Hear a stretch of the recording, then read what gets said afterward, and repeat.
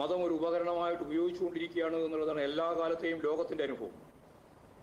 അതുകൊണ്ട് ആളുകളെ വളരെ വേഗം വേർതിരിക്കുന്നതിന് വേണ്ടിയിട്ടാണ് ഈ പദം ഉപയോഗിച്ചുകൊണ്ടിരിക്കുന്നത്. അപ്പോൾ ഭീകരവാദികൾക്ക് യഥാർത്ഥത്തിൽ മതപരമായ കാഴ്ചപ്പാടല്ല, അന്ധമായ ഭീകര പ്രസ്ഥാനത്തിൻ്റെ ഭാഗമായിട്ടുള്ള നിലപാടുകളാണ്.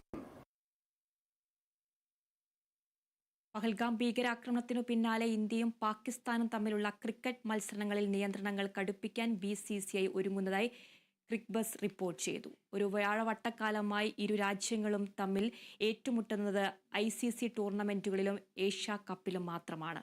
ഇന്ത്യ പാകിസ്ഥാൻ മത്സരത്തിന് സ്റ്റേഡിയം നിറയുമെന്നതിനാൽ ഇരു ടീമുകളും തമ്മിൽ ഗ്രൂപ്പ് സ്റ്റേജിൽ ഏറ്റുമുട്ടുന്ന രീതിയിലായിരുന്നു ICC മത്സരക്രമങ്ങൾ പ്രഖ്യാപിക്കുന്നത്. എന്നാൽ പഹൽഗാം ഭീകരാക്രമണത്തിന്റെ പശ്ചാത്തലത്തിൽ ICC ടൂർണമെന്റുകളിൽ ഇനി മുതൽ ഒരേ ഗ്രൂപ്പിൽ ഉൾപ്പെടുത്തരുതെന്നാവശ്യപ്പെട്ട് BCCI ICCക്ക് കത്തയച്ചതായാണ് റിപ്പോർട്ട്.